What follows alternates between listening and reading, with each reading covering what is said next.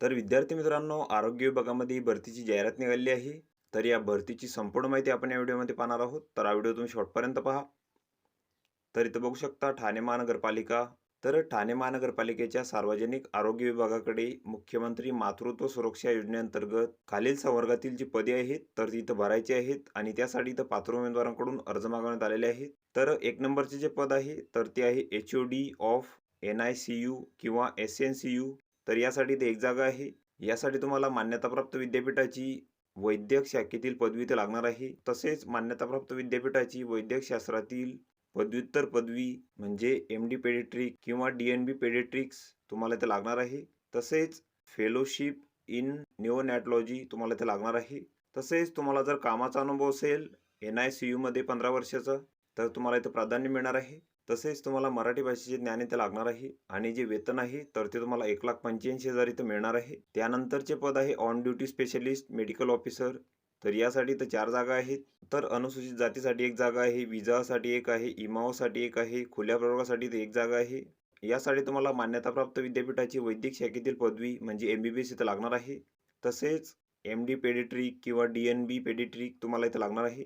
तसेच तुम्हाला जर कामाचा अनुभव असेल NICU मध्ये 1 वर्षाचा तर तुम्हाला इथं प्राधान्य मिळणार आहे. तसेच तुम्हाला मराठी भाषेचे ज्ञान इथे लागणार आहे आणि जे वेतन आहे तर ते तुम्हाला 1,00,000 रुपये इथे मिळणार आहे. तसेच या पदासाठीची दुसरी पात्रता आहे तर पदव्युत्तर पदवीधारक उपलब्ध नसल्यास पदव्युत्तर पदविका म्हणजे DCH उमेदवारांना इथं प्राधान्य देण्यात येणार आहे. तसेच तुम्हाला NICU मध्ये 1 वर्षाचा कामाचा अनुभव असल्यास तुम्हाला इथं प्राधान्य मिळणार आहे आणि जे वेतन आहे तर तुम्हाला 85,000 रुपये ते मिळणार आहे.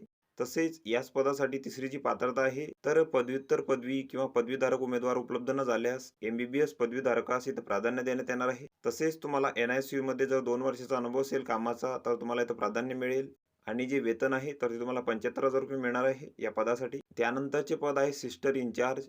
तर यासाठी एक जागा आहे. अनुसूचित जातीसाठी एक, विजासाठी एक, इमाओसाठी एक, तसेच खुल्या प्रवर्गासाठी एक जागा आहे. तर या पदासाठीची तुम्हाला पात्रता आहे तर तुम्हाला महाराष्ट्र नर्सिंग कौन्सिलची जनरल नर्सिंग व मिडवायफरी पदविका GNM किंवा BSc नर्सिंग असल्यास तुम्हाला इथं प्राधान्य मिळणार आहे. तसेच तुम्हाला महाराष्ट्र नर्सिंग कौन्सिलची नोंदणी इथं लागणार आहे. तसेच तुम्हाला किमान 10 वर्ष कामकाजाचा अनुभव SNCU किंवा NICU मध्ये किमान 2 वर्षाचा अनुभव तुम्हाला इथं लागणार आहे. तसेच मराठी भाषेचे ज्ञान तुम्हाला इथं लागेल आणि जे वेतन आहे तर तुम्हाला 40,000 रुपये ते मिळणार आहे.